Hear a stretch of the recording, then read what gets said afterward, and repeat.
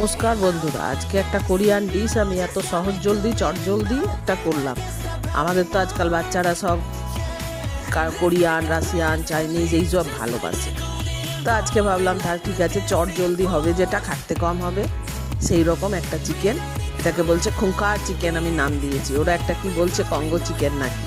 আগে চিকেনগুলোকে একটু ম্যারিনেট করে রেখে দিলাম কর্নফ্লাওয়ার, সোয়া সস দিয়ে, একটু ভিনিগার দিয়ে দিয়ে একটু হালকা তেলে একটু এদিক ওদিক পাল্টে দিয়ে ভালোভাবে একটুখানি লাল লাল হয়ে গেলে ওটাকে আমি একটু টমেটো, একটু আমাদের পেঁয়াজ শাক ছিল, পেঁয়াজ শাক এটাতে নাকি দেয়, আর এই ক্যাপসিকাম দিয়ে আচ্ছা করে নাড়িয়ে চাড়িয়ে একদম সুন্দর করে আগে ভেজে নিলাম।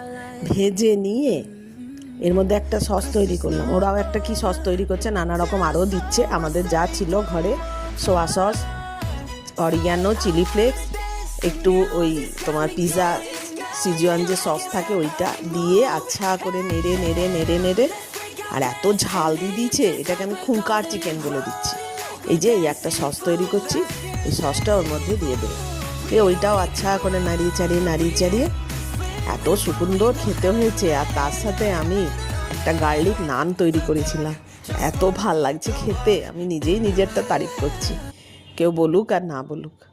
তো দেখলাম না, সবাই খুব ভালোই খেতে বলছে। এই যে একটুখানি টমেটো সসও দিয়ে দিয়েছি, কিন্তু ঝালটা এত দিয়েছি। ওরা বলে এটাকে কাঙ্গো চিকেন না কি বলছে কোরিয়ানরা, আমি তো বললাম খুঙ্খার ডিশ এটা একটা। যাই হোক, বেশ ভালোই হয়েছে খেতে। তার সঙ্গে গার্লিক নানটা দারুণ হয়েছে, দারুণ। আমি নানটারও দেবো, তোমাদেরকে দেখাবো কেমন সুন্দর করেছি। ওটাও খুব চটজলদি আর খুব তেল কম লাগে, যা আজকালকার সবাই খেতে চায়। আমরাও আজকাল গ্যাস অম্বলে ভুগি। নমস্কার, তোমরা একটু